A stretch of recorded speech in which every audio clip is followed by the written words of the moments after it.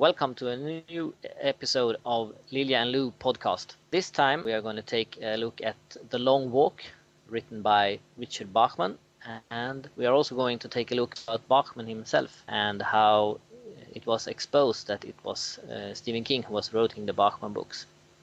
Spoiler. Sorry? Spoiler. In case somebody doesn't know yet. Yeah. That's great. I'll do it again. Okay. No, that was good. We are going to have an announcement of quite exciting book, which we are going to do with our special guest, Kevin Quigley, today. And we are having our first audio question this time. So keep listening for those questions. So again, welcome.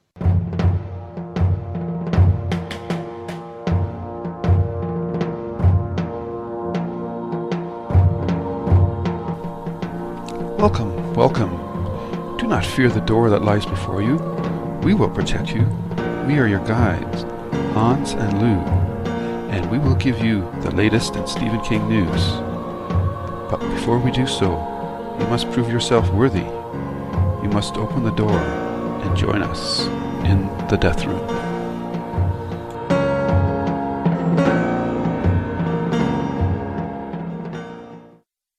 So it's news time, and we step into the death room and get the latest news. And first off is at Hans Lilja's library site. You can see he's got an article up, and there's a preview clip for Stephen King having a late show appearance on the Craig Ferguson show. And Craig Ferguson is a great host. He's always very funny. And from this little clip that you can see from Hans that Hans has put up, it's quite a hoot. And the two of them are having a great time together, as is the audience. And we have a new King book coming out. This one is co-written with Stuart Unan, who he also wrote Fateful with. And this book is called A Face in the Crowd and is being released on August 21st. So that's not too far away. And this one is a short one, and it will be released in ebook, and it will be released in the UK as downloadable audio, and in the US it will be released on CD. The length of this story has been reported to be, in the audio version, 79 minutes long, and in the ebook version there are some confusion because on the American iTunes page it says that it is 50 pages long, and in the UK it says it's 80 pages long. So there's a difference between 30 pages. And since this is an electronic book, the pages size shouldn't be that much of a difference. So the book is probably 50 or 80 pages, and one of them have the wrong info. It sounds like a metric to British conversion to me. Yeah, or since the most are bigger in the US, maybe the readers of ebooks are bigger, so you have fewer pages. It just depends on the font. Anyhow, I guess we'll find out. Yeah, exactly. And on the site you can also see the covers for this book. They are both baseball influenced, and hopefully this one will not require knowledge of baseball like Faithful did, which kind of ruined that book some for me. But from what I understand, this is a story and not a book about baseball. It takes place in a baseball field, so that it has that baseball element. But I don't think it's you don't have to love baseball to read this. No, I don't think so at all. It's just a setting for the story. Yeah, and it's based on an idea that he put forth at the time when he was working on Faithful with Anun, and so he decided to take that idea and actually write a story together. So that should be interesting. Yeah. Okay, so up next, and this is kind of coming around to something that came up in the viewers' mailbag as well, but the latest Dark Tower news, or rumblings, we have Russell Crowe, the well-known actor, is the latest name that has been put forward to take up the role of Roland the Gunslinger, as it seems at this time that Javier Bardem is no longer at the top of the list. So, Hans, what do you think of that announcement? Well, I really don't like it. And Russell why Crowe is that? he's a very talented actor. Yeah, well, he's a very talented actor. It's not that, but he looks nothing like I imagine Roland.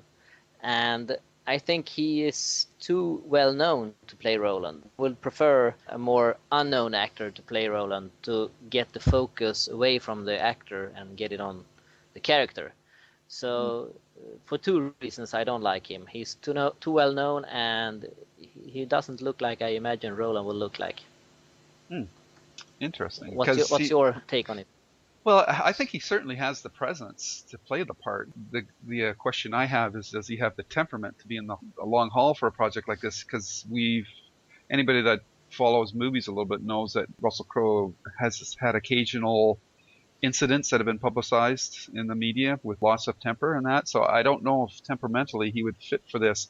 And it's very interesting that on your site, Hans, this posting generated a fair number of comments, and a lot of different names have been put up for the role of Roland again. And some of the comments about Russell Crowe are interesting. Some people don't think he looks mean enough, and other people think he's not crotchety enough, which is interesting because I think that he's probably too crotchety, but that's just me. So some other names have been put up, and I'll just quickly go through the list. And most of these are familiar names, but it bears repeating. Hugh Jackman. I think most of these names you probably won't like, Hans, because they're all too famous, but I think Hugh Jackman would be a possibility. Yeah. Out of all the ones that have been listed, I would think Viggo Mortensen, who played Aragorn in the Lord of the Rings movies. I think he is a solid choice, and he's about the right age too. If the project was to start soon, I think he would be good.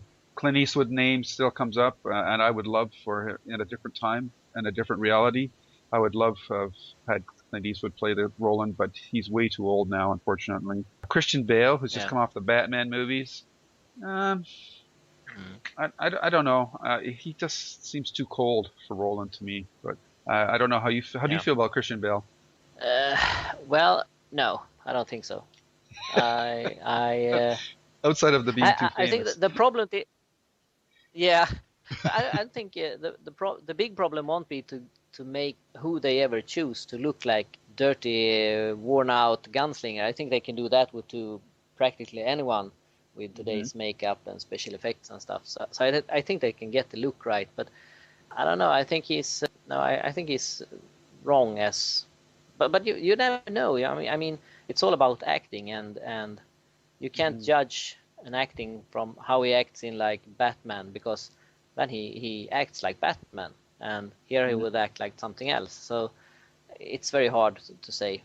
I really don't know. It's Yeah, for me, I look at Bale, and I've seen him in other things: Equilibrium, the Terminator movie, and The Mechanic, and that, and he's American Psycho, and he's a good actor in a certain role range.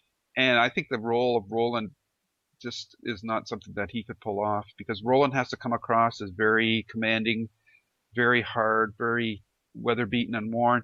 But inside, there's a very caring person. And I don't think that Bale can pull off those two aspects of the character. I think he can pull off the hardness in that, but I think he would come across too cold. And you need to have an actor that can be hard, but underneath the surface, you still get the feeling that he really cares a lot about people and things. And I think that's where Bale, in my opinion, would not come across. Somebody else mentioned Johnny Depp, and I don't see that at all. And no. That would be almost as bad as Daniel Radcliffe. somebody put forward the name. I think it's Canadian Bard. He put the name Jim Caviezel, and yeah, he's got the hard-edged look to him, but I find him a very flat, uninteresting actor. So he would not be on the top of my list by any stretch of the imagination. Another interesting choice, and this will be the final one, was somebody mentioned Timothy Olyphant. And right now he's getting splashes with his Justified series. I don't know if you're familiar with that series at all, Hans, or? No. No? He looks really good in a 10-gallon hat. I got to say that. He's definitely got the hard look and the presence, and at the same time he can carry off the soft stuff. But again, he's kind of a mercurial personality like Russell Crowe, so I don't know over the long haul if he would be able to stick out a project like this. So, yeah. And Kurt Russell, again, probably not a bad choice, but again, I think he's too old. So, if I had to be pinned down right now, I would say Viggo Mortensen. And one other problem with having someone who everyone knows is that everyone always already have an opinion about that actor, because like Bale, you might not like him in Batman, and then you're gonna have a negative feeling about him in The Dark Tower, and he won't get the fair chance.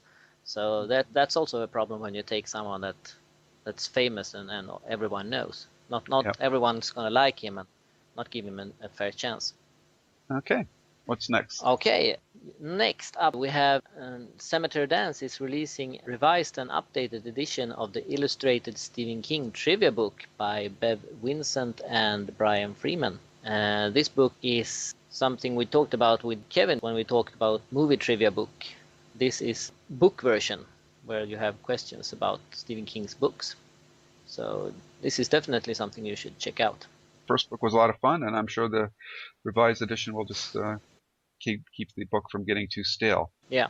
Up next, if you remembered a couple of podcasts ago, we mentioned that the 10 O'Clock People, a short story by Stephen King, is being made into a movie by Tom Holland, who did the movie adaptation of the book Thinner. And Justin Long has been, I believe it's confirmed that he's been cast as a lead. Now, Rachel Nichols is in negotiations for the female lead, and you may know her probably best as the green girl that Kirk makes out with in the Star Trek remake. And she also has a TV series running on the Canadian station here called Continuum, and that also is a science fiction series. So that's an interesting pick if she does end up getting the role. Are you familiar with her at all, huh? No, I haven't seen anything she's done, so but she looks good. She can work. Okay. Yeah. Moving right along. Right along. This is very interesting news. As you all know, there will be a sequel to The Shining called Doctor Sleep released next year. And now Warner Brothers is saying that they are planning to do a prequel to The Shining movie. And as far as I have found out about it, this is something that Steven is not involved in. It's something that Warner is doing all by themselves. And I don't think they are using the before the play that Steven has written that describes some of the events before The Shining. So this could be interesting, or it could be pure rubbish. What do you think? I don't know. I just I don't don't know if see. there's that is there so much to tell what happened before? Did so much Well, happen before? well, the hotel has quite a history, right? Because each room has its own story to tell. I guess the problem here is I don't know if there's an appetite for The Shining anymore. I mean, we've had a movie and a miniseries, and I just feel like that's something that's come and gone.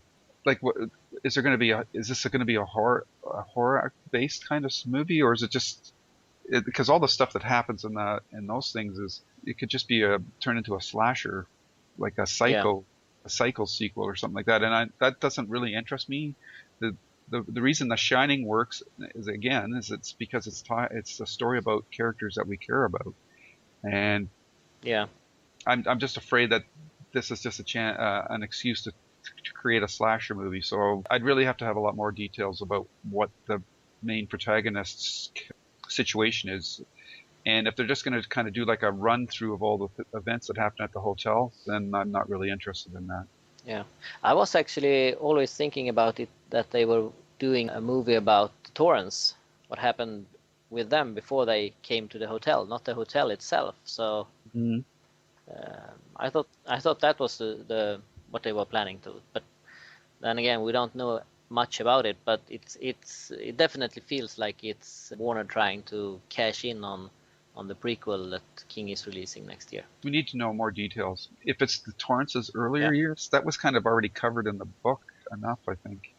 So for them to flesh that out, yeah, like that's the trouble with that kind of a prequel. You already know how it's going to end. So yeah, I just don't think there's yeah, enough story there. So I'm not really yeah. optimistic about this announcement at all. No, no.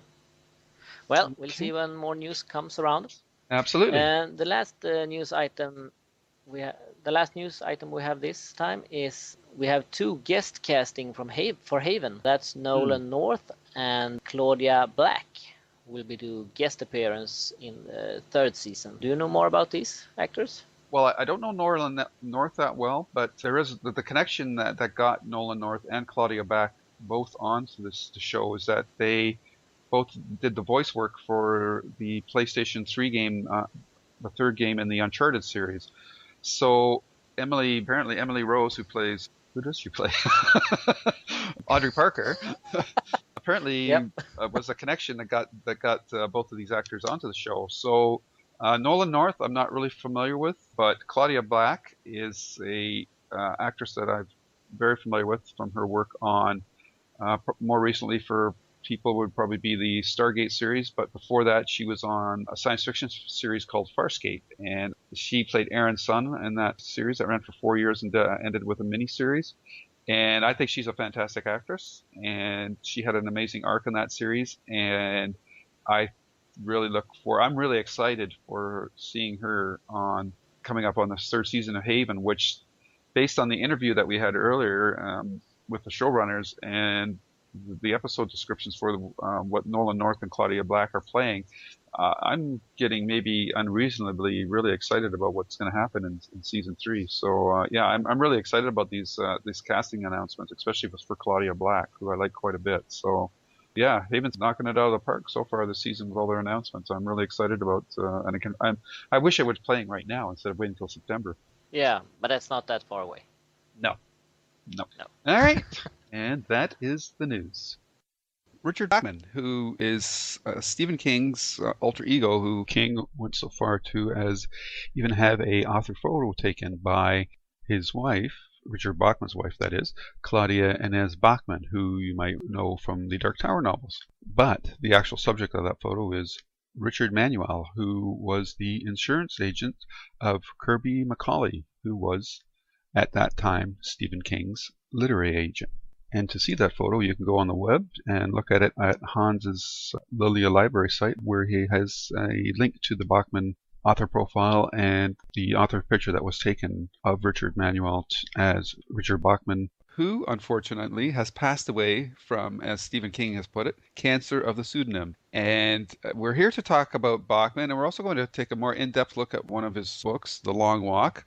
But first, Lilja and I are going to talk about Richard Bachman and what we thought about him and his place in the Stephen King universe and things of that nature. So, Hans, why don't you tell me your experience with Richard Bachman, how you found out about him, and what you think of him? Yeah, fortunately, I didn't know about him before it was revealed that it was King who wrote as Bachman. I actually know it first when the Bachman books were released here in Sweden, and they were labeled as Stephen King writing as Richard Bachman.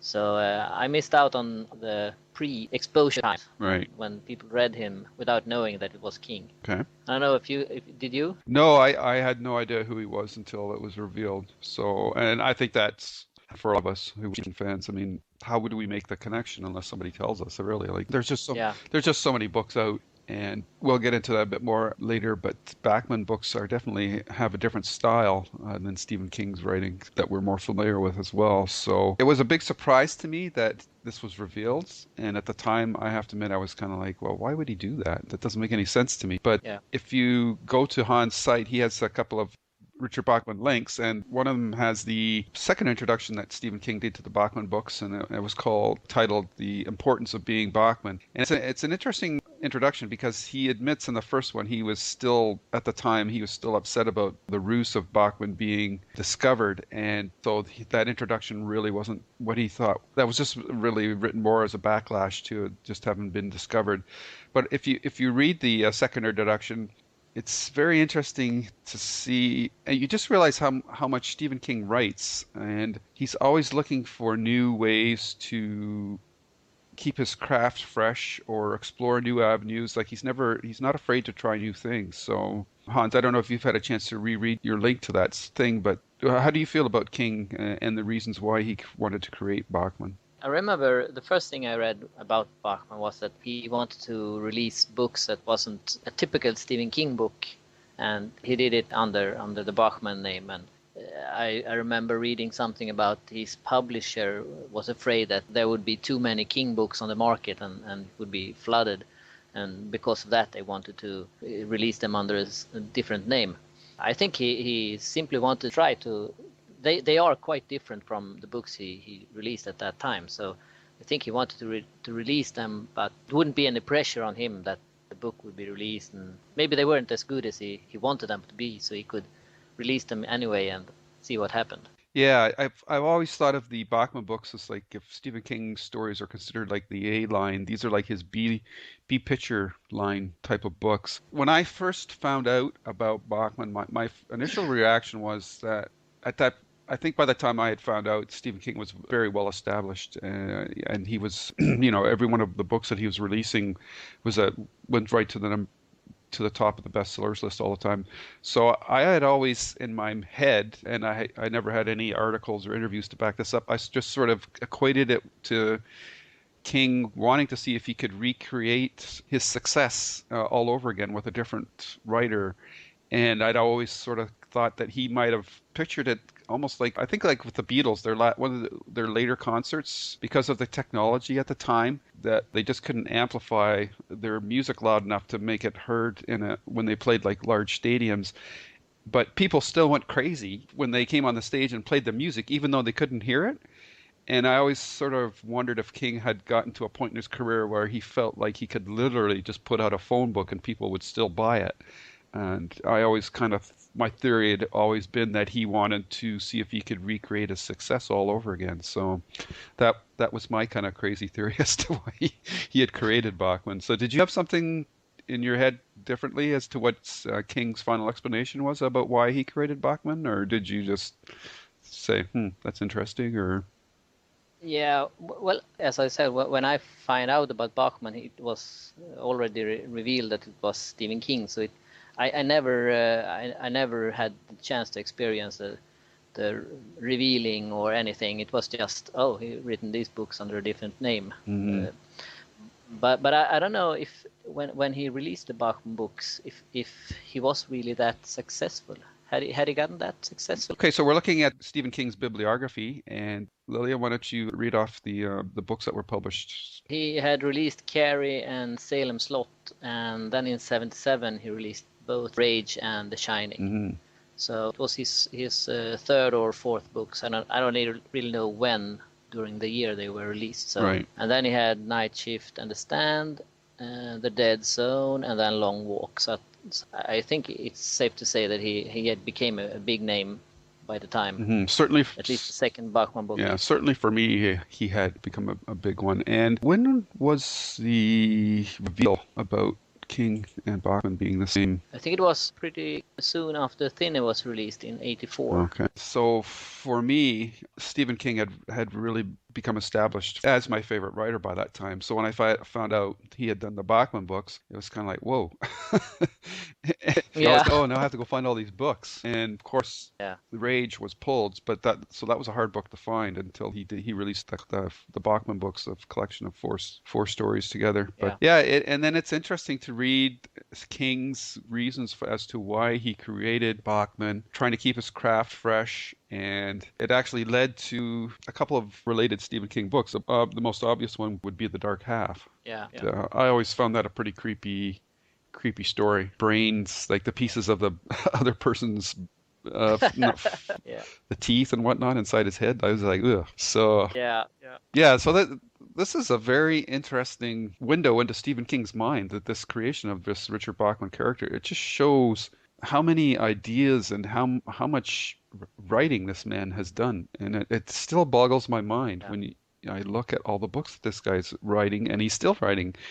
And I mean, he had a bit of a dip naturally when he had the accident, but once he got the first book out of his system after that, he's just been writing like a madman since then. I don't know. I don't know how much longer he can keep it up, but it's been gravy for the fans so far. Yeah, and when he had his low point, he still released more books than the normal. Any normal author do. So. And I mean, like right now, look, he just did this story with his son Joe Hill in The Tall Grass, and now we just found out he's got another one coming out next month with Stuart Onan, based on an idea that he had in the book that they wrote together. And of course he's got at least two books coming out in the next couple of years. So it's just like, wow.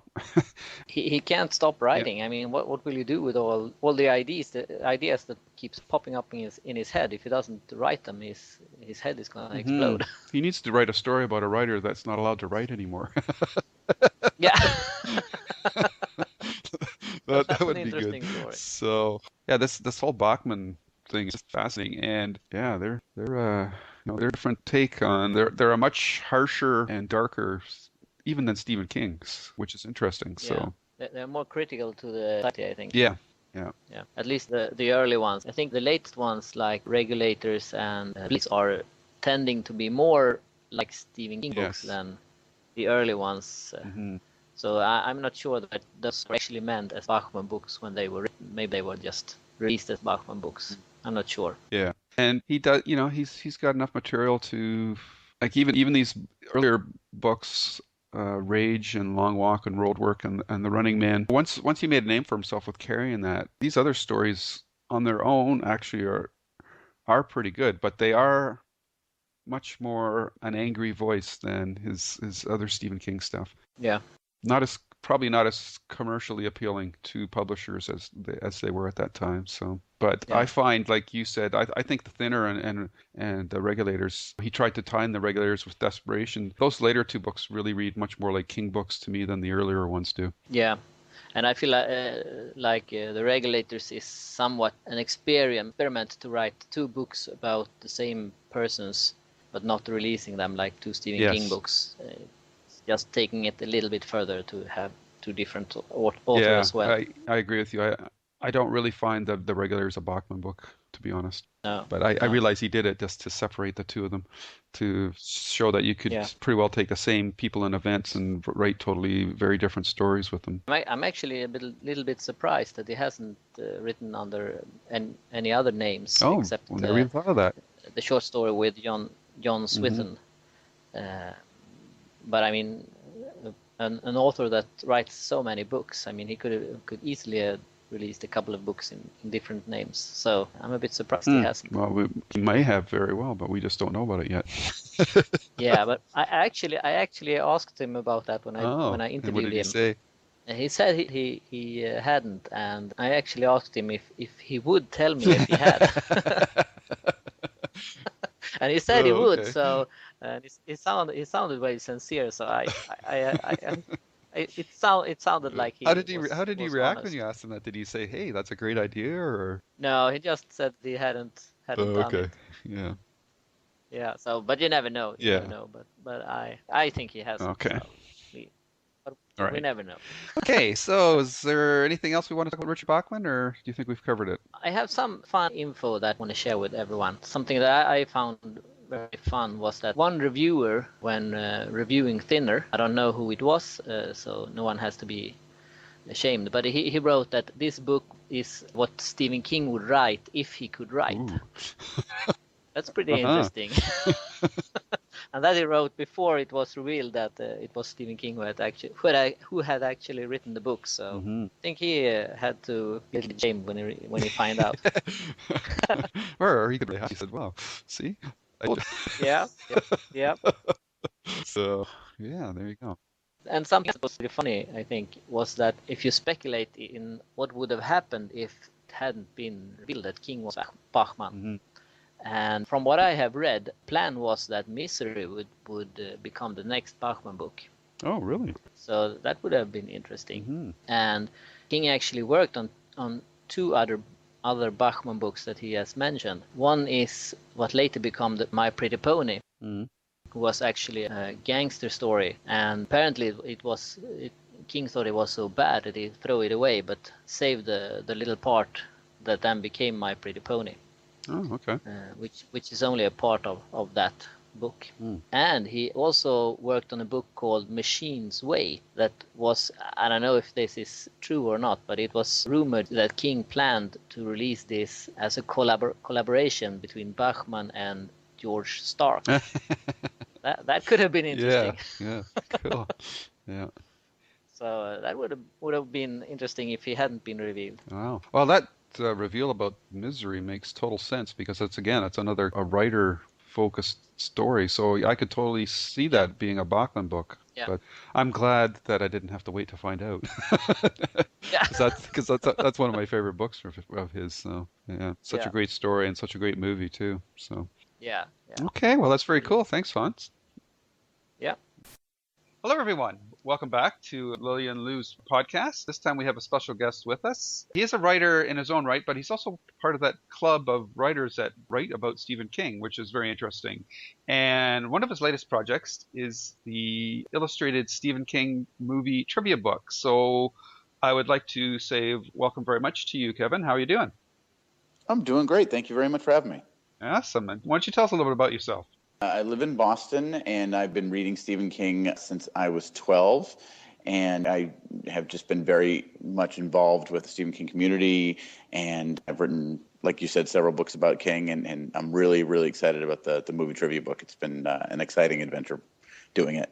Very cool. And one of the unique connections and one of the joys that I've had is Hans has so many Stephen King connections, but because of his geographic location, it's been usually through emails or things of that nature. So it's pretty rare when he actually gets to talk voice to somebody. And this is another one of those happy circumstances. So Hans, why don't you say hi to Kevin, and what's your connection with this book? Hi, Kevin. Hi. My connection with this book is that I am co-authoring it with Kevin and Brian Freeman. And Brian and I actually started talking about this book back in March 2008. And Brian was going to do this book, but he wanted to have someone with him to help him do it. So we decided to do this and get trivia questions from fans of Stephen King's book. And we worked on it, and we realized that this was a too big project for just two people. So he suggested that we ask Kevin to join us. And since I've known Kevin for, I don't know how long it is, it's, I guess, at least 10, 12 years. Well, yeah, at least that. Yeah. I think we first sort of met online in 96. Yeah, I think that's about it, right. So, and of course, I was thrilled that Kevin wanted to help us with this. And we worked on this book, and it has actually been pretty much finished for, I don't know, how long would you say? Oh, maybe even a year. Yeah, I think so. With some additions. yeah, to keep it fresh. Right. Very cool. Yeah. Now it's been announced. Yeah, and it's hard to keep King books current because Mr. King keeps putting out so much material. Why don't you tell us, Kevin, a little bit about the book, what the format is, and how you guys went about working together on it?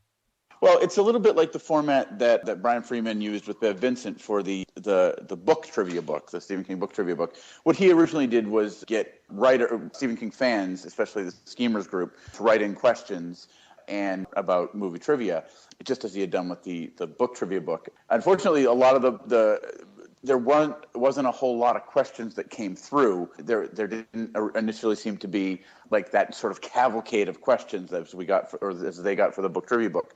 So what they decided to do was use the ones that we had and then make it sort of fill it out with things that Hans and I were doing. So he asked me on, and I just worked like crazy putting it together and watching movie after movie. Oh, I've seen far too many Children of the Corn movies. You drew the short straw, did you? So, I really did. It was sort of painful after a while, and then it got to be fun. I'm like, who's going to kill someone with an ear of corn this time? It was a very interesting time. But yeah, the book is divided up by movie. So there are all the big movies. There are all the Children of the Corn movies. There's the Mangler sequel. I didn't have the knowledge of the Dollar Babies that Hans has, so he exclusively worked on that section. The fun part for me was Brian gave me free rein to sort of do more questions for movies I liked. So you'll notice that there are more questions for Shawshank Redemption and Misery than the other ones. Yeah, Kevin really did a great job on the questions. I would guess that you have probably done about at least 75% of all the questions yourself. That's what it feels like. Yeah, I know you did a great job on them. Okay. But yeah, it was fun. Okay, and So I think you kind of covered it, but Hans did the dollar babies. I did some of the other questions and collected questions from the fans and did some background checking on them. But Kevin definitely did the heavy load on this one. Okay. Yeah, he definitely main questions, but I didn't know anything about it except for Last Rung on the Ladder and The Woman in the Room by Frank Darabont. So he knew all that stuff, and I didn't know any of it. So I helped a little bit with that, and he helped a little bit with the main questions. But we definitely had our specialties. Yeah, definitely. Okay. And what was Brian's input into the book? Was he the editor, or? He did all the editing. He put it all together. Like, he's the brainchild behind all this. He came up with some questions. He got Glenn Chadbourne to do the illustrations, and he really oversaw everything and made sure that I was working on pace, that Hans was working on pace, that everybody came together to produce this awesome book. Yeah, and as you say, we can't forget Glenn and his great illustrations for the book. Oh yeah, they're amazing. Yes. Yeah. And we have to mention that Mick Garris has written an afterword for the book as well. Very cool. Oh yes. Yeah. Nice. Yes, I'm looking at some of the drawings right now, and they're just gorgeous. Glenn Chadbourne, they're fantastic. Great stuff. They're detailed. Yeah, they're very detailed. Especially the last one, which I'm assuming is from the body. Yeah, he's always been terrific. Right. Okay, so anything else about the book that you guys want to mention? Just that you should definitely check it out. I think you will have a lot of hours of exciting time here, and it will show how big a fan of King's movies you are. Yeah, we tried to make the questions, they definitely range from easy to difficult. We always made them fair, though, so there aren't any, we tried to avoid number questions, specific date questions, because I've always found that trivia guides, that those are a little unfair, but there are some real challenges there. In fact, there's one of them I remember that is so difficult that later on when I went to review the book, I couldn't answer it. So nice. So you'll have fun with it. It's going to be a lot of fun. All right, sounds cool. And see, it's coming out in several different versions: trade paperback, trade hardcover, and a deluxe signed and trade case lettered edition. And I'm assuming that you guys will be signing those. Yep, there's going to be signatures by Brian, Hans, and I, and Glenn Chadbourne. Okay, very cool. Yeah. So there you go, folks. Keep an eye out for that from Cemetery Dance. The illustrated Stephen King movie trivia book will be out after this podcast is aired. So go over to the website and check it out. And Kevin, I want to thank you very much for this interview. Thank you very much. This is great. What's our job? We'd like drive around and pick up stiffs or what? It's time for reviews from the night shift. Now we're going to move into a much deeper discussion of one of the Bachman books, and it is called The Long Walk. And for the uninitiated, this will be spoiler heavy, so if you don't want to be spoiled, go read the book first and then come back, and you can listen to our podcast about the Long Walk. But according to the Wikipedia that I'm looking at here, The Long Walk was actually the very first book that Stephen King ever wrote. Is that your understanding as well, Hans? I'm not sure actually when he wrote it, but it could be. Mm-hmm. Could be. So it's one of his, I guess, trunk novels. But yeah, so he wrote this before Carrie. Plot summary. Do you want to do the plot summary? Sure. Okay, go for it. It's actually a very, very easy plot in the book. 100 boys enter a race where they have to walk, and they can't go under 4 miles. 4 miles, Mm-hmm. and if they do, they get a warning, and if they do again, they get a second warning, and the third time they are shot. So it's pretty easy rules. Mm-hmm. If they walk one hour without getting another warning, one of the older warnings will be removed, so they can have 3 warnings and then go back to 0 warning. And they walk and walk until there's only one person left, and he is the winner. And as his prize, he can pick anything he wants, and he will get it. So I can understand that it's tempting to enter, because it's a great prize. Very bad odds to be the winner. and the price that you pay is pretty high if you lose. Yeah. Mm-hmm. But it sounds pretty simple.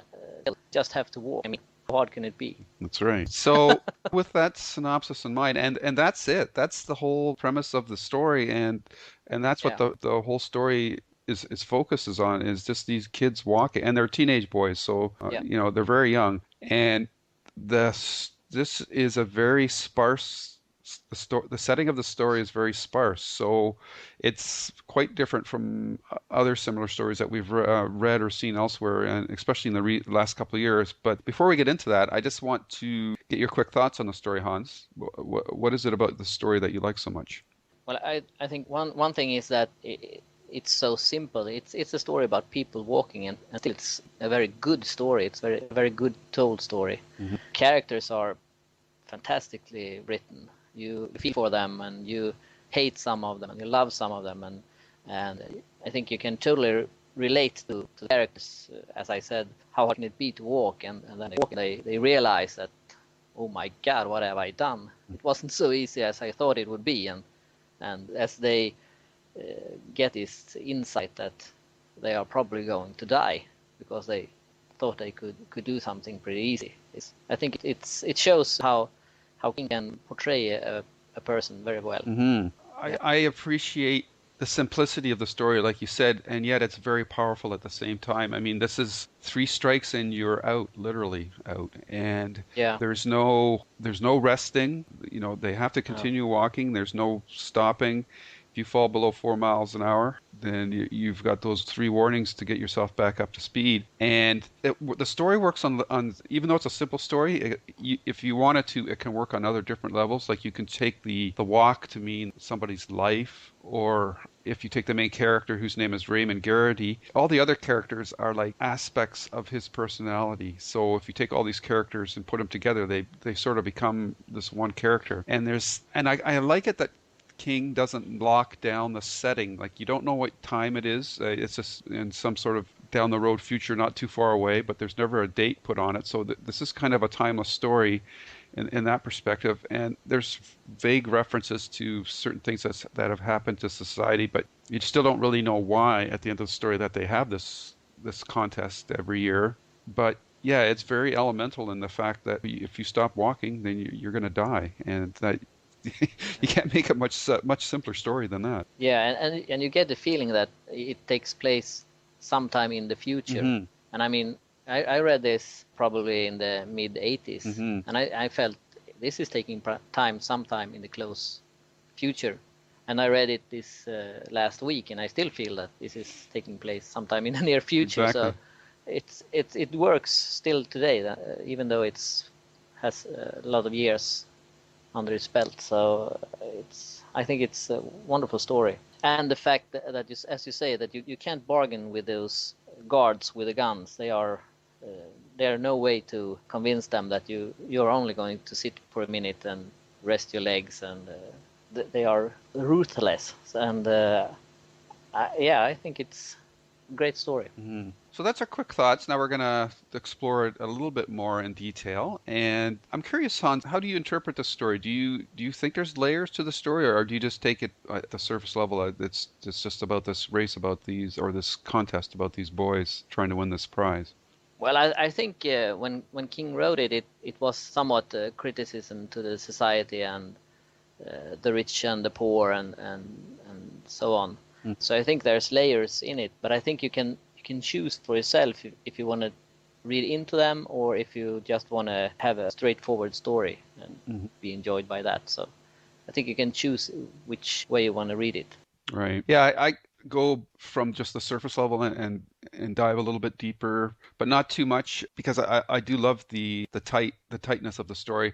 But King does throw in a few little things. Like at points he says that some of the boys' hair has gone gray and they look like old men. So in a way you could think that this walk, beyond being a contest, is really talking about what the choices that people make in their lives, and that the fact that you may think that you're going to live forever, and as a teenager, if you can put, it's hard for me to do now, but if you put yourself in that mind frame, when you're a teenager and when you're young, like in your early 20s, you think that you're immortal because you're at the height of your physical prime. You don't get up in the morning, your joints don't hurt or anything like that. You can stay up later, get up earlier. You just have boundless energy. And so in the story, of course, all these kids, and it's interesting how they're all so naive to think that this is going to be a piece of cake. And they very quickly find out that, no, we've your hopes and desires don't mean nothing in the course of real events. Life will squash you down, and Yeah, at the least expected time. So when the first contestant goes out, that's quite a big slap for a lot of them. yeah. They realize it's for real. Hmm. And of course, Yeah, King plays up the first death a lot more than he does subsequent ones. But yeah, yeah, it's quite a slap in the face for most of the characters. And it's interesting for me. I was mentioning this to Hans before we started the podcast. I read this story when back in the 80s when I first found out that Stephen King was Richard Bachman, and I hadn't reread it in a long time. And so when I read it back then, I was rather amazed at the horrific brutality of the story, and a little appalled that people would line up and watch this. But that yeah. aspect of the story doesn't seem so far-fetched now that people would line up to watch this kind of a contest. Do you have that same kind of feeling about that, Hans, or is that just me? No, I'm feeling the exact same thing. It's all these TV shows now with Big Brother and everything where you watch other people living their lives, and I think this it's like King looked into the future, both with this one and the other Bachman book, Running Man. Yep. So I think it's like he knew what was going to happen, because it fits perfectly in today's TV entertainment. Yeah, sadly, even more so today than 20 years ago, which is Yeah, kind of yeah, depressing in a way. and I actually think if this contest would happen today, if they were doing this one, I think the streets would be filled with people watching. Geez, I really want to disagree with you. Uh, I think it's still a bit too soon, but the way things are going, yeah, I don't like to be a pessimist, but you can imagine in a world like this, or where resources start to become limited, like in like we get the feeling from this story that that's one of the issues, because they briefly or refer to something once called the change, where there's no more millionaires, so we assume there's some sort of economic collapse and that some sort of totalitarian government has taken over. And like in a similar stories, like, and I think King was heavily influenced by Lord of the Flies when he wrote this. Yeah, Which is about a bunch of boys that crash land on an island and all the adults are killed. So they basically form their own society where it all comes down to who's the strongest. So yeah, that's kind of the same thing. And now, just recently, of course, with the Hunger Games trilogy, and in that one, it's much more clearly laid out that there's been an economic collapse and that food and resources are hard to get. And they hold this contest to show the people from the different regions that the central government controls every aspect of their life. In King's story, it doesn't quite come out as blatantly as that, which I actually really like. But in today's world, bringing it back to what you were talking about, I think we're still a little bit away from it. But yeah, if the stock market had collapsed, or if gas became super rationed, or food, or if jobs, because the economic climate in the world today, if one sector of the market collapsed and a lot of jobs were lost and people didn't have money to buy food, then this kind of scenario doesn't really seem that far away anymore. no, no, I think it's not. It doesn't have to be that far away, I think. Hmm. I hope we never get there, but Yeah, I don't. because you know, It could happen. yeah, because like King says, like we like to be civil to each other, but in the middle of the night, Yeah, yeah. I dark mean, thoughts come out, eh, and yeah, yeah, and you're driving and there's an accident. I mean, 99% of everybody who driving by is looking at the accident, even though it might be horrific. yep, They're still looking. So hmm, it's in the human nature, I think. yeah, and one of the things that's interesting about the story is it is a horrific story, but because of the time when King wrote it, in a way, it's kind of naive too, because his and maybe it's just the focus of the story is on the characters on the walk, but he doesn't really dwell too much on the crowd. He calls them the crowd around the Yeah, boys and the media, and that he's pretty his focus wasn't there. But when you look at like what's going like in the Hunger Games, really plays up that aspect of the whole these types of stories, and a lot of that is, like you mentioned, is driven from shows like Big Brother and American Idol, and yeah, I find that kind of curiously naive now when I read the Long Walk, that aspect isn't really dwelt upon too much there. yeah. And one aspect that I think is interesting is that even though all these boys know that they're only going to be one of them alive when this is done. They can't help being friends and giving each other support while they're walking up to a certain point, and then they have to let each other go. But they are still bonding while they're in their hard times. Yep. And that's fascinating, because they know that it's only going to be one left. Yeah, it's just when it's done. Yeah, it's all about human nature. Like, even though it's a survival of the fittest, but at the same time, if you're surviving on your own, men and people are social creatures. They can't do things like this on their own. So Yeah. it's an interesting tension that everybody's out against everybody else, but at the same time, they're all together against the rest of the world. So you've got that tension going as well, and that's pretty cool. Yeah.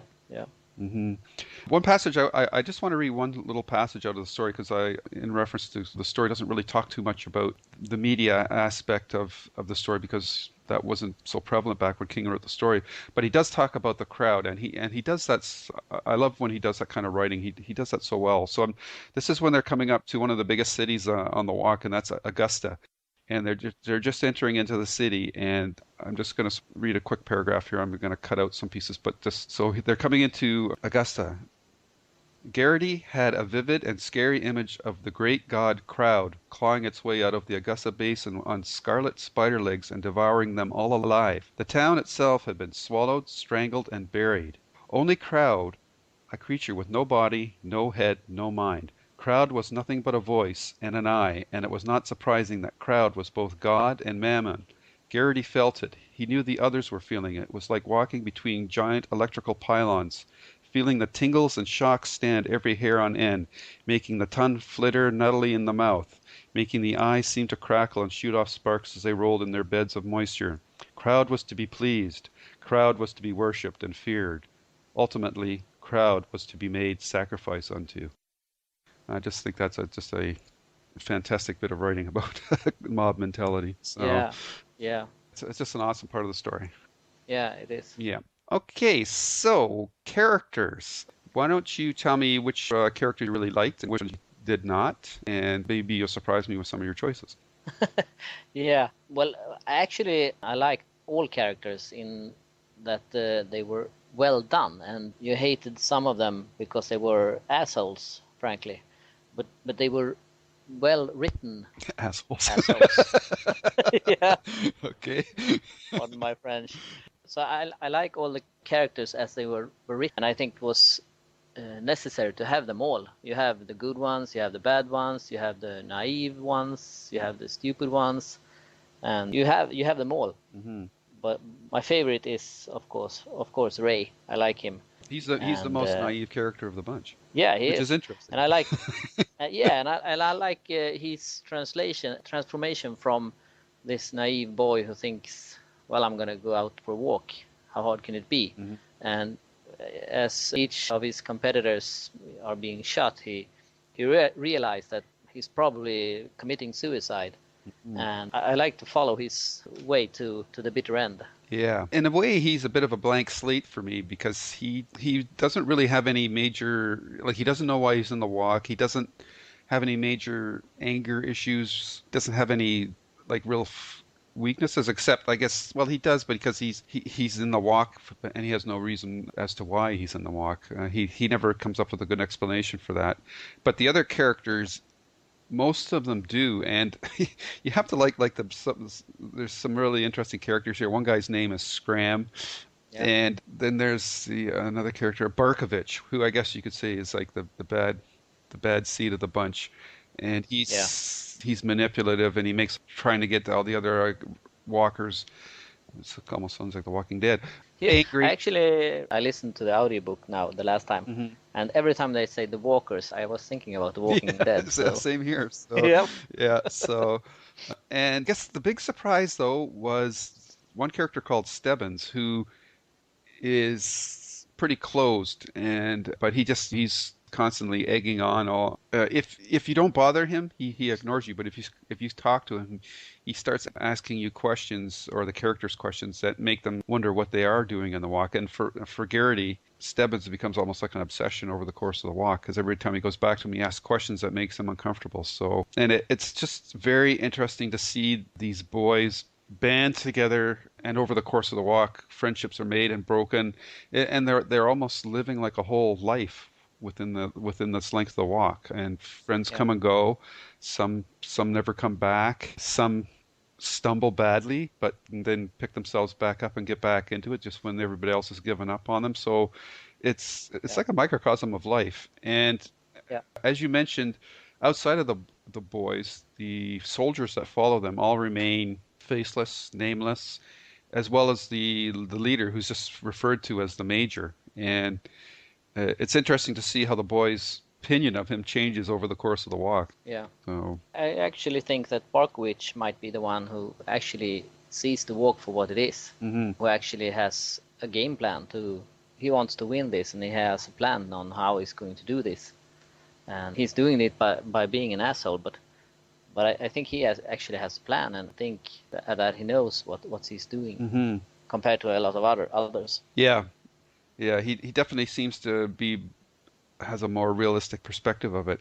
And the same with Stebbins, and he's the surprise twist in the story when you find out who he Yeah. is. So, and one of the interesting things is during the walk, they're talking about other walks that happened before them, and yet you never really hear about any good stories about the survivors of each of these walks. It all seems like in every walk, the winner goes crazy. And Yeah. what did you think of the ending of this story? It's very open. Hmm. You can decide for yourself if Ray dies, Hmm. just his spirit keeps walking. If he goes crazy, Hmm. you can make up your mind about what happens. Personally, I think he dies in the ending. Mm. And I don't know what your feelings are, but I think it's a good ending, because I don't know what would you pick if you could pick anything you want. Hmm. What would you pick? Yeah, I don't know if you can make that kind of decision yeah, and make it realistic. yeah. I hear you. I think it's a very clever ending. I think the beauty of the ending is that it is open-ended, but at the same time, it's telling you there is no winners in the long walk. Yeah. Nobody ever wins. So again, you can take that as a metaphor for life. Sooner or later, everybody has their walk comes to an end. And I don't know if it was intentional or not, but for me, the figure at the end, my first thought was it's Randall Flagg. Could very well be. Yeah. I'm not sure that it is though. No, I'm not either, but it's just nice to sort of tie it into all this other stuff. Yeah. You could make that argument. Yeah, you could definitely. Because it's so open, there's no right or wrong answer here. And so I was very impressed with this story. I'm glad that we've done this podcast Yeah. about it, and it's given me a reason to read it again because it is such a clean, tight story, and it's because it's roughly 230 pages. I think it would make a fantastic movie. It would. I think it would. And if Frank Darabont makes it, I think it would be a great movie. Hmm. If he's, and the trick is, you have to stay on the road. Like I don't know how they would handle flashbacks, or would they handle their conversations as flashbacks? I prefer that they don't do that and rather just talk about it. But that gets kind of boring to hear everybody's story. So Yeah. you'd have to mix it up a little bit. But yeah, like once they start the walk, I would love it if he just kept the movie on the road the whole time and not take it off that. And that would be very draining for an audience, I think, to sit through something Yeah. like that. 2.5 hours maybe. And yeah, I think it would be important to make this movie under 2 hours Yeah. as well. Yeah. And that shouldn't be too hard because you can stretch or compress the pieces of the walk as much as you want, Yeah. right? Yeah. So yeah, like because like there's really the Musketeers, which are like 6 of the 100 boys. Yeah. Yeah. You could focus on them. You've got a good, nice, tight story Yeah. there. I know Frank has the rights for it, but I don't know if he ever going to get around to doing it. It would be great if he did. I think he's the right person to do it. That would be interesting to see how he films the end, though. Yeah.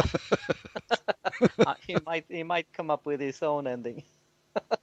Yeah, well, he's got a track record of doing that Yeah, now, right? yeah. So that would be tough, and I think that would kind of hurt the story if he made it too clear as to what happened there. That would have to be filmed very carefully. You would have to film it like it seems like it's real, but at the same time, it's like, is it a dream or has he gone insane? So yeah, that would be tricky to pull off, but I'd love to see him try for Yeah, sure. or he could just fade to black. Yeah, Yeah, I guess we have to wait and see if he ever gets around to doing it. yeah. And probably the most scariest thing about the whole story is after all that walking, at the very end, he's scared enough to actually start Yeah, running, which is just the kicker, right? yeah. How do you rank it? You know, I rank it as my favorite Stephen King book. Where does it land for you? Top 5 then? Whew. Yeah, like kind of moves it in the top Yeah. 10. See, that's the problem. If we go through all these stories, I'm going to start reading them all and say, oh, no, this one's up at the top 10. But it's just because you forget there's so many stories and you just remember them all.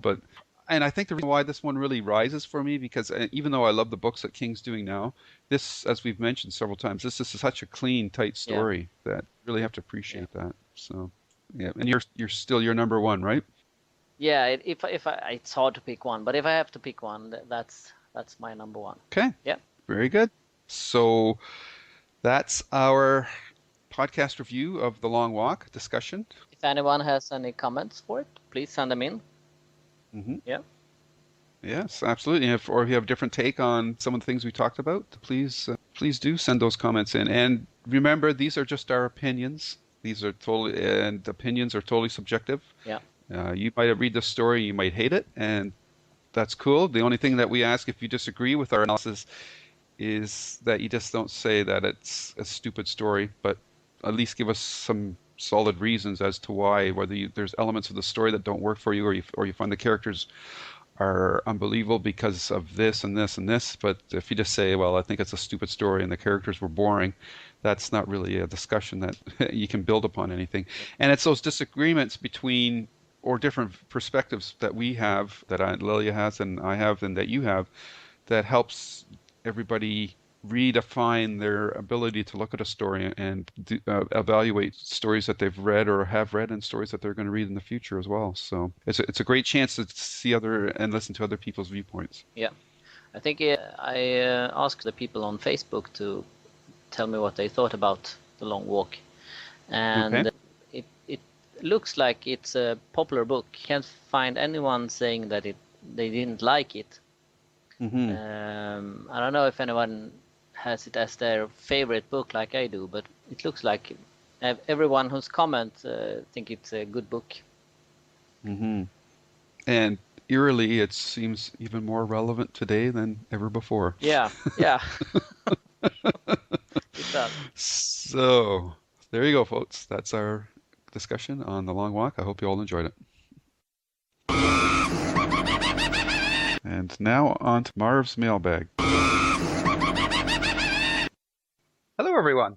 Time for another Marv's mailbag, and we have a bunch of questions and a special audio question that we'll save to the end. And we want to, once again, thank you all for the questions. It's great to get feedback from our listeners, and that's one of the main ways that we know that you're out there actually listening to our podcast. So, Hans, why don't you kick it off with the first question? Sure. The first one is from Jimmy Rudolfsson, all the way from Sweden. The question is, in the 80s and 90s, there seemed to be a feud between fans of King and fans of Dean Koontz. But in reality, what did these two authors really think of each other's work? And what do you guys think of Koontz? Well, I'm not sure there really was a feud between the fans. And I haven't heard any comments about one of them making a comment about the other one. I know this question has been posted on Stephen King's official message board, but I don't think King has made any comments to Koontz's work at all. So I think don't really know. I might be wrong, but I think he's commented not about Koontz's works, but about Koontz himself, and says he's a nice guy and that he gets along with him fine. So, but I don't think he's ever really said anything specific about Koontz's writing. Yeah. Yeah. And what I think about Koontz, I have read some of his books, and they are not bad, but they are very similar, at least the ones I have read.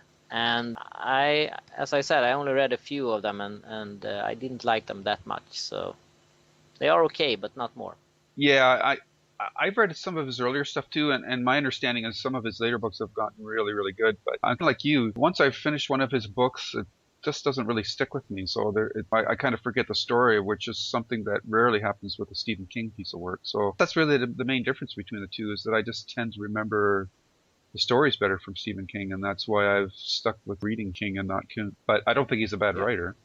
He just doesn't grab me enough to want to follow him. Yeah, I agree. Okay, up next, who are the other candidates for Roland and the Dark Tower movies? And since he was referenced in the series for similarities, could Clint Eastwood possibly be in the lineup? What do you think, Hans? Well, Joshua Hopkins. I really don't think Clint Eastwood is in the running. I think he's too old for the role. And I don't think Javier, is that the right pronouncement? Yep. Is the running anymore from what I read. Lately it seems like he's out of the game. So I don't know who's in the running. The only name now is Russell Crowe. And I don't know how much truth is in that rumor, or if he will accept the role at all. Mm-hmm. I know when King was first writing The Dark Tower, the inspiration for it was from one of the spaghetti westerns.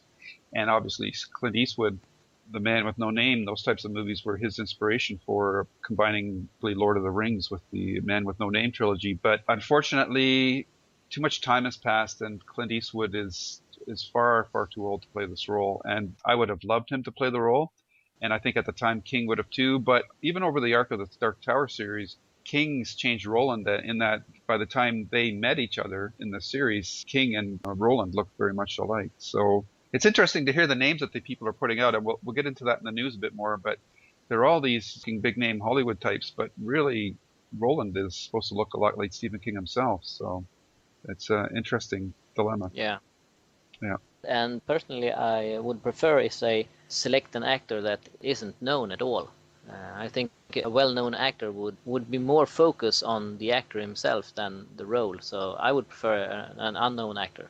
Mm-hmm. And the tough nut to crack, again, is what big-name actor out there is going to commit to a project that's probably going to take them, if they do all the books and movies and TV series, you're looking at 10, 15 years of commitment. And that's a lot to ask from an actor big-name actors that usually want to move to do different roles all the time. So it'll be interesting if they ever get to that point, that's for sure. Yeah. Next question is from Erin Dublin, the Payne Cooper.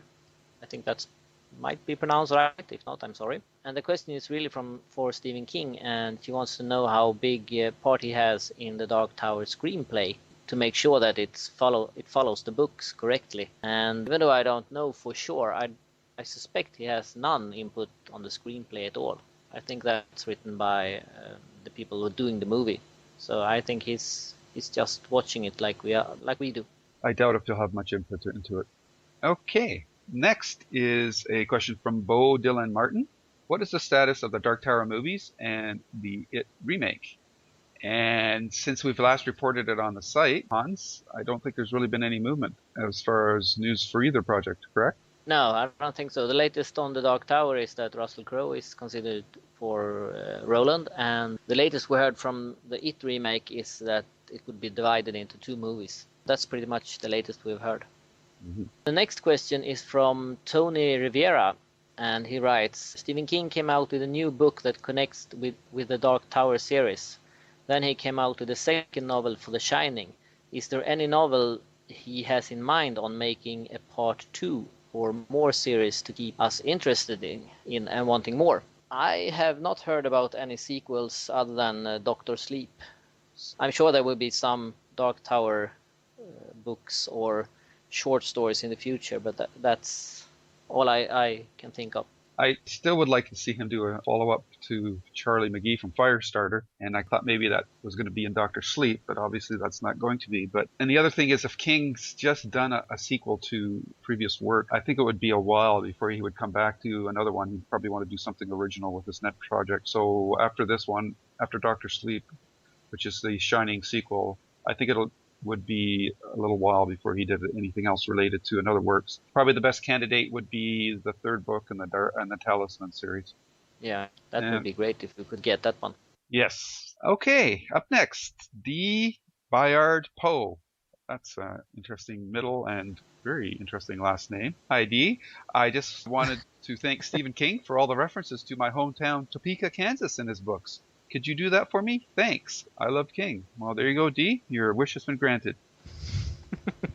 Next is from Betty Lynn Tyler, who I suspect this is directed to King, but we can only ask for ourselves. But who do they have in mind to play Jake for the screenplay of The Dark Tower, if anyone? Who would he like to see play Jake? I haven't heard King comment on anyone playing any part at all, really. So I can't speak for him, and I'm not really sure who I would like to see play Jake. It's like I said with Roland. I would like to see totally unknown characters in these movies. I think they should leave the big names out of it. Yeah, absolutely. I mean, and Jake is the most problematic role in the series because over the course of the story, he's basically 10 or 11 years old. But if they're going to film it, I'm afraid that they're going to have to do what they did like with Bag of Bones and age up the characters. I think it will undercut the power of Jake's story if he's a teenager, but logistically, I just don't see how they're going to get around that. And as Hans said, it has to be an unknown. There might be, when they put the stake in the sand and say they're going to start filming, you should keep your eyes out on other movies for young actors that have supporting or small roles in other movies and say, this kid might have a good shot at playing Jake. And the trick is to find a kid that is not annoying, because I think for a lot of people's biggest problems with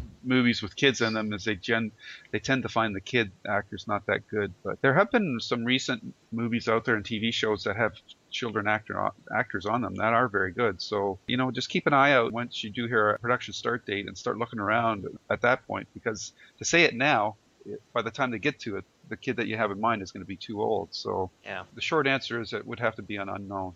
And I just very curious how they're going to solve the problem of him aging over the course of the series. Yeah, I agree. He doesn't age that much in the book, so the only way they hard. get around it is if they do an animated version, and I don't know how many people would be keen on that. I actually don't think that's such a bad idea. Ideally, it would be great if, say, somebody like Pixar got involved and did like a very close to life animated version. That would be cool, but I don't know if they're on board for that. Yeah. That's a good idea. I just thought of that. Pixar for the Dark Tower. That would be awesome. You heard it here first. Okay, who do we got next? Well, my goodness, it's Dee again. She's in contention to try to get as many questions in as Bernadette did last podcast, I guess. Also, I don't know if this has been discussed before, but I notice in almost every book I read, I find the phrase, "and that was good," or a variation of it, "so that was good." Does he realize it or do it on purpose? For the record, I love finding them. Hans, do you want to tackle that? Yeah, I was very intrigued by this question. I hadn't realized it myself that he uses that those phrases in the books. I really don't know if he realizes that he do it, and if he do it on purpose. I don't know. If he does, it would be interesting to hear why. Well, I think every writer has the standard phrases that they go back to from time to time, and I've noticed that King has used that phrase as well. And off the top of my head, and I can't think of others, but it's just, he has a couple of phrases that he does use repeatedly in other stories. But I don't know, I like that. It's like an endearing characteristic of your spouse or your children that you like to see. And it gives you that warm, fuzzy feeling that you're with an old friend. So, yeah, I think that's cool. Yeah. So those were the written questions we have.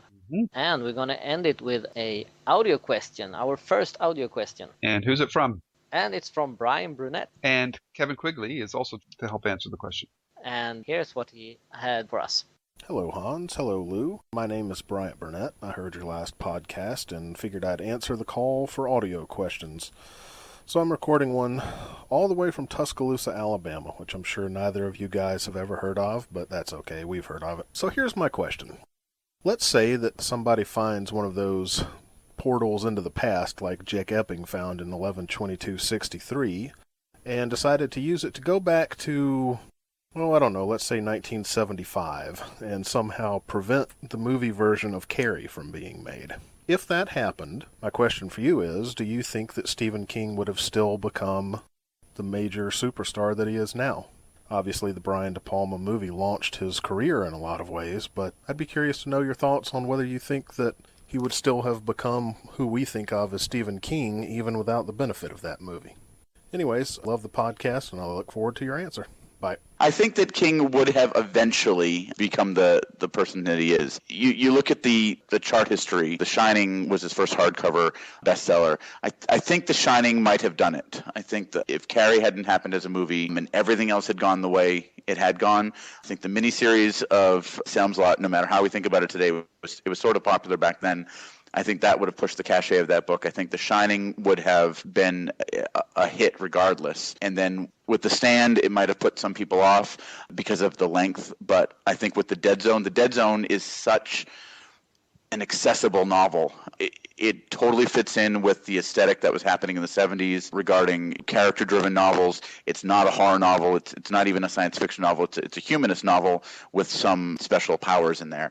And I think The Shining would have kicked things off, and then The Dead Zone would have solidified it. So I think that he would have become the cultural icon that he is today. It just would have taken a little bit longer. What do you think, Hans? Yeah, I agree. He is such a good writer, so I'm convinced he would have ended up where he is today, with or without Carrie. But as you say, Kevin, it would have taken a little bit longer for him to reach that point. I'm of the same mind too, and it really, it comes down to King's talent as a writer, and he's mentioned this on his book on writing as well. For a lot of us, there's an honesty to his storytelling that is what powers is the main thing. Like, people talk about King's characters as what really stands out in his work, but at the core of all the stories with these characters, there's an honesty too. So, and usually with that, for good to triumph, it usually comes at a price, and there's a balance to his storytelling that when you read it, it doesn't feel like a cheat or it doesn't feel manipulative, but it feels honest. And I think that's why eventually he would have made it big, regardless of whether or not Carrie had come along as a hit movie for him. Agreed. Yeah. Okay. Very cool. Thanks for helping us with that tough question, Kevin. Oh, thank you very much. That was a lot of fun. And a special thank you to Bryant Burnette for the first podcast audio question. Thanks a lot, Bryant. That was an excellent question, by the way, and we really enjoyed talking about that. And to all our other listeners out there, please don't hesitate to send in audio files. You can quickly record one, send it to us as a MP3 attached to an email, liljaandloupodcast@gmail.com, and we'll do our best to get it on the podcast. Just try to keep it under a couple minutes is all we ask. So, folks, there you go. There's another Lilja and Lou podcast. I hope you enjoyed that all. We tried to bring you a lot of different things in this one, and I think we did a pretty great job, if I don't say so myself. And to Kevin Quigley, once again, thanks a lot for coming on and talking about that new book. And to Bryant Burnette, thank you very much for the audio question. Much appreciated, and hopefully that will be a start of a trend. But for now, that's the end of the show. And until then, Hans, take us out. Stay safe, but stay scared.